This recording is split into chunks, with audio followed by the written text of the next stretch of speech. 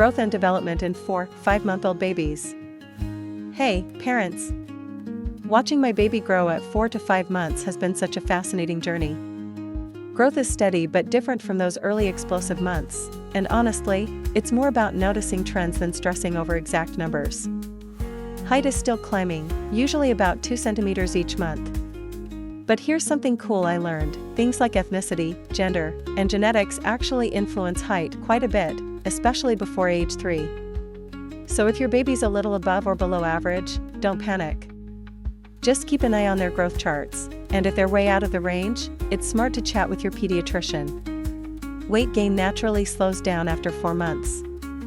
Before that, babies pack on close to a kilo a month, but then it settles to roughly half that pace. This is totally normal and healthy, just make sure the growth curve keeps rising. If it flattens out or dips, that's your cue to check in with your doctor. Now, head circumference might sound super technical, but it's actually a key piece of the puzzle. The average baby's head grows about a centimeter a month. You want to make sure it's following a steady, upward path. Measuring it correctly matters too, using a soft tape around the eyebrow ridge, ears, and back of the head, snug but not too tight. And don't stress if the numbers look unusual. For instance, one family I read about worried because their baby's head was bigger than average. Turns out, dad and grandpa had the same trait, just family genetics. No symptoms, no issues. Sometimes, unusual measurements aren't a problem at all.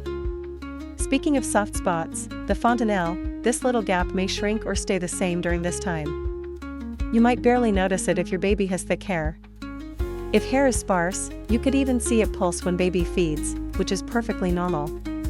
But if your baby has a high fever and a bulging fontanelle, especially with vomiting or lethargy, don't wait, get medical advice right away. And be careful outdoors since that spot isn't protected by bone. A couple of common questions I get asked. If the fontanelle is almost closed, will it affect brain development? The answer is no. Small fontanelles don't necessarily mean early closure. Just keep tracking it over time. If the fontanelle seems large, does that mean conditions like rickets or hydrocephalus? Not always. Some babies have large soft spots from birth and are perfectly healthy.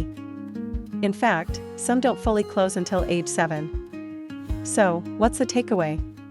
Growth is a journey filled with small shifts, unique patterns, and a lot of love. Keep tracking, keep trusting yourself, and don't hesitate to reach out to your pediatrician if you notice anything unusual.